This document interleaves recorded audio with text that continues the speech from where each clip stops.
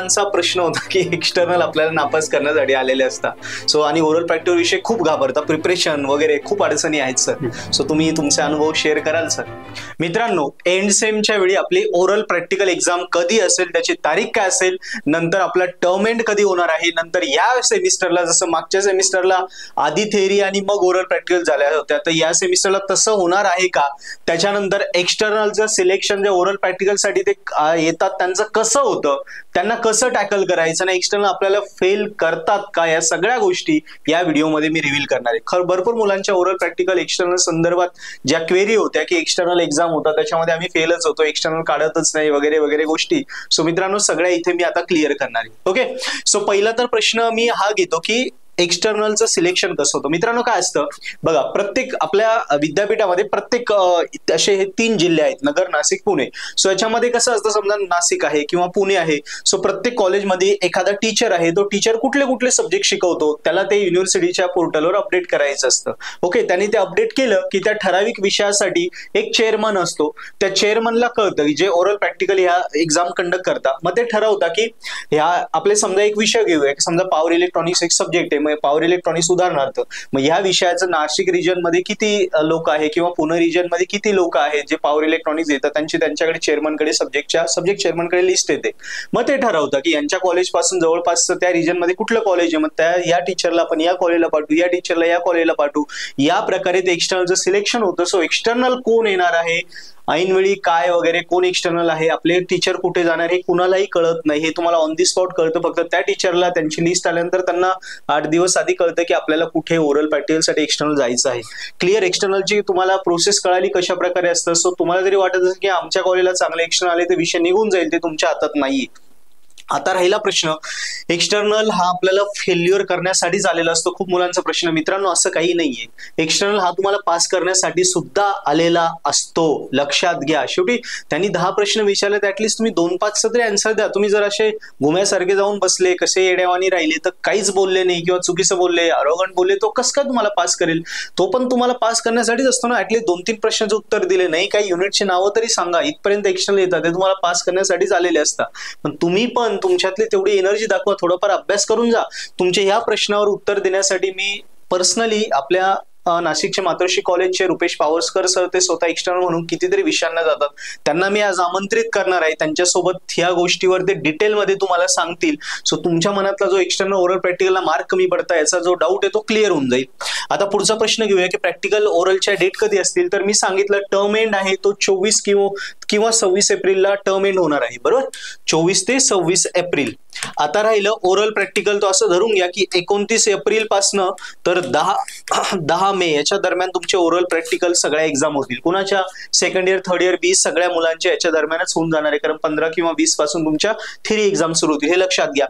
मागच्या वेळेसारखं यावेळी पण एंड सेम एक्झाम आणि पहिल्यांदा थेरी एंड सेम एक्झाम आणि मग ओरल प्रॅक्टिकल होईल का? तो मित्रांनो, यावेळी तसं नाही होणार. मागच्या वेळी तुम्ही बघितलं इलेक्शन होतं महाराष्ट्राचं, त्यामुळे आधी आपल्या थेरी एक्झाम झाल्या, त्यामुळे तुम्हाला बेनिफिट होऊन गेले की थेरी एक्झाम मध्ये तुम्ही पूर्ण स्टडी करून घेतला. मग ओरल प्रॅक्टिकल ऑलरेडी थेरीचा अभ्यास झाल्यामुळे ओरल प्रॅक्टिकल जास्त अभ्यास नाही करावा लागला मुलांना. त्यावेळी एक्झाम पण चांगल्या गेल्या, मार्क चांगले आले. पण यावेळी आता रेग्युलर सारखं उलट होणार आहे. आधी तुमच्या एक्सटर्नल एक्झाम होतील ओरल प्रॅक्टिकलच्या, मग थेरी एक्झाम होणार आहे, हे लक्षात घ्या. ओके, सो आपण सरांना निमंत्रित करूया. तुमच्या या प्रश्नावरती सर आपल्याला डिटेलमध्ये आता सांगतील. मित्रांनो, सो एक्सटर्नल, सो आपल्याकडे आज मी आपल्या स्टुडिओमध्ये रिअल एक्सटर्नलच बोलवलं आहे. सो सरांचं स्वागत करूया. Sir please. नमस्कार सर. सरांचं नाव आहे रुपेश पावसकर सर. ते मातोश्री इंजिनिअरिंग कॉलेज नाशिक इथे जवळजवळ 15 वर्षापासून इलेक्ट्रिकल डिपार्टमेंटला शिकवतात आणि सरांनी नंबर ऑफ टाइम एवढ्या कॉलेजला सर एक्सटर्नल म्हणून जातात. ओके, सो सर मुलांचा प्रश्न होता की एक्सटर्नल आपल्याला नापास करण्यासाठी आलेले असतात.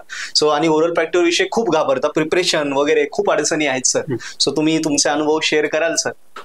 ओके, खूप वर्षापासून मी वेगवेगळ्या कॉलेजेसमध्ये एक्सटर्नल म्हणून जातोय. तर मला विचाराल तर मी कुठे फेल करण्यासाठी जात नाही. बाकी एक्सटर्नल त्यांचा पण तसाच विचार असतो की ज्यावेळी आपण एक्झाम घ्यायला जातो ॲज अ एक्सटर्नल, त्यावेळी ते काही फेल करण्यासाठी गेलेले नसतात, तर मुलांचं इव्हॅल्युएशन करण्यासाठी गेलेले असतात. म्हणजे मुलांचं प्रिपरेशन किती आहे तेवढं चेक करायचं असतं. पण बऱ्याच वेळा प्रॉब्लेम असा होतो की मुलं प्रिपेअरच नाही करत. ओरल एक्झाम असेल किंवा प्रॅक्टिकल एक्झाम असेल, उद्या एक्झाम असेल, तर मुलं आज दिवसभर टाइमपास करतील आणि डायरेक्टली एक्झामला निघून जातील असं होतं. त्यामुळे बऱ्याच मुलांना इव्हन टॉपिकची युनिट जे आहेत 6 युनिट त्यांची नावं पण नसतात माहिती. मग अशी जर परिस्थिती असेल तर एक्सटर्नल फेलच करणार आहे.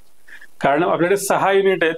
जनरली क्वेश्चन विचारताना एक्सटर्नल काय विचारतो 3 ते 4 युनिट वरतीच, त्याच्या पुढे जातच नाही. 5वा 6वा युनिट जनरली स्किपच केलं जातं. तुम्ही जर मॅक्झिमम बघितलं तर पहिलं आणि दुसरं मॅक्झिमम 3ऱ्या युनिट वरती, पण त्याच्यावरती पण नाही जात.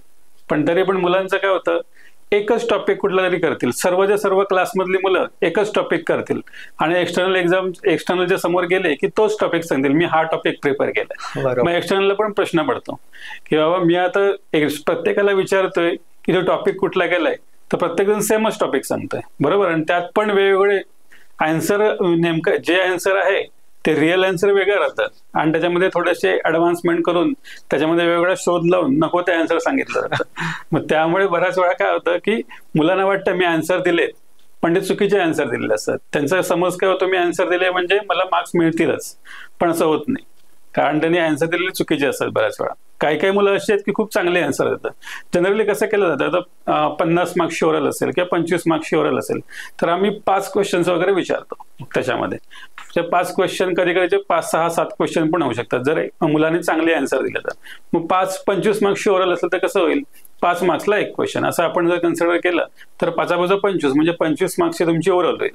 त्यांनी चांगले मार्क्स दिले, 2 क्वेश्चनचे जरी आन्सर नीट दिले तरी 10 मार्क्स मिळतात बरोबर. पण आपण 10 चांगले जर आन्सर दिले तर 10 मार्क्स नाही देत, 15 देतो, 16 देतो, असे देतो. 5 पैकी 4 दिले तर 22-23 मार्क्स कुठेच गेले नाहीत. पण त्यावेळी तुम्हाला फोकस काय करावा लागेल 3 ते 4 युनिट पहिले. 5वा 6वा युनिट तुम्ही स्किप केलं तरी सुद्धा चालेल, पण पहिले 4 युनिट नेहमी लक्षात ठेवा की चांगलेच प्रिपेअर करायचे जेणेकरून आपल्याला एक्सटर्नलला इम्प्रेस करू शकतो चांगले आन्सर देऊन आणि आपल्याला 25 पैकी 22-23 मार्क्स मिळतील किंवा 50 पैकी 45-46 मार्क्स मिळू शकतात. फक्त तुम्हाला प्रिपरेशनची गरज आहे. 2 दिवस आधी फक्त व्यवस्थित प्रिपेअर करा, तुम्हाला ओरल प्रॅक्टिकलला चांगला स्कोअर होईल. प्रॅक्टिकलमध्ये सांगायचं झालं तर काय तुम्हाला प्रॅक्टिकल एक्झाम ज्यावेळी असेल त्यावेळी तुमचे इंटरनल जे आहेत तेच तुम्हाला लॅबमध्ये बसून पहिल्यांदा आन्सर शीट लिहून घेतात बरोबर. तुम्ही सर्किट डायग्राम ड्रॉ कराल, एम लिहाल, ॲपरेटस लिहाल, नंतर ऑब्झर्वेशन टेबल त्याच्यामध्ये रिडिंग्स लिहिणार, कन्क्लुजन लिहिणार, ग्राफ असेल तर ग्राफ काढणार. ह्या सगळ्या गोष्टी केल्यानंतर तुम्ही ओरलला फेस करता बरोबर. हे जर तुम्ही व्यवस्थित प्रिपेअर केलेलं असेल तर तुम्हाला ओरल द्यायला काहीच प्रॉब्लेम येत नाही. पण बऱ्याच वेळा प्रॉब्लेम असा होतो की मुलांना सर्किट डायग्रामच येत नसते. मग सर्किट डायग्रामसाठी बाजूला स्टुडंट बसलेला असेल त्याचा मित्र त्याला विचारतील की बाबा तू सर्किट डायग्राम मला दाखव. मग त्यावेळी तिथे इंटरनल पकडतो आणि त्याच वेळी जर एक्सटर्नल आला तर नेहमी तुम्ही फेल झालेच समजा. तुमचे एकदा झालं दुसऱ्या वेळी पण तुम्ही फेल व्हालच. त्यामुळे शक्यतो प्रिपरेशन करताना नीट प्रिपेअर करा जेणेकरून सगळे पॉईंट्स कव्हर होतील. प्रॅक्टिकल एक्झामला एम आला पाहिजे आपल्याला नीट लिहायला, ॲपरेटस आले पाहिजे. जर तुमचे मशीन सारखे सब्जेक्ट असेल इलेक्ट्रिकलमध्ये बोलायचं झालं तर प्रत्येक डिव्हाइस जे त्याचे रेटिंग्स आले पाहिजे, मशीनचे रेटिंग आले पाहिजे, ॲमीटर आहे, व्होल्ट मीटर याचे रेटिंग्स लिहिता आले पाहिजे बरोबर. या गोष्टी छोट्या छोट्या गोष्टी फॉलो केल्या तर तुम्हाला एक्सटर्नल पास करणारच, तो फेल करणारच नाही. आणि एक्सटर्नल नेहमी पास करण्यासाठी झालेला असतो, फेल करण्यासाठी नसतो. फक्त तुमची मेंटॅलिटी कशी आहे त्याच्यावर डिपेंड आहे. तुम्ही अभ्यास न करता गेलात तर तुम्ही फेल होणारच आहे. त्यामुळे जास्त म्हणजे मेन पॉईंट काय आहे की तुम्ही पहिले 3 ते 4 मिनिट व्यवस्थित प्रिपेअर करा. एक्सटर्नलला पण माहिती आहे की तुम्ही थेरी एक्झाम द्यायची आहे. थेरी एक्झामच्या आधी तर सगळेचे सगळे 6 युनिट त्याच्या काही परफेक्ट होणार नाहीच आहेत. त्यामुळे 3-4 युनिट पर्यंत जेवढा तुमचा स्टडी असेल, इनसेमला तुम्ही 2 युनिट केलेले आहातच बरोबर. राहिले की ते अजून 2 आणि 3रं आणि 4थं युनिट ते व्यवस्थित प्रिपेअर केलं तर तुम्हाला 25 पैकी मला वाटत नाही 23 मार्क्स कुठेच गेले नाही. ठीक आहे. हे एवढे थोडेसे जे आपले बेसिक क्लिअर करा, बस तुम्हाला ओरल आणि प्रॅक्टिकल खूप चांगली जाईल. Okay, thank you sir. येस.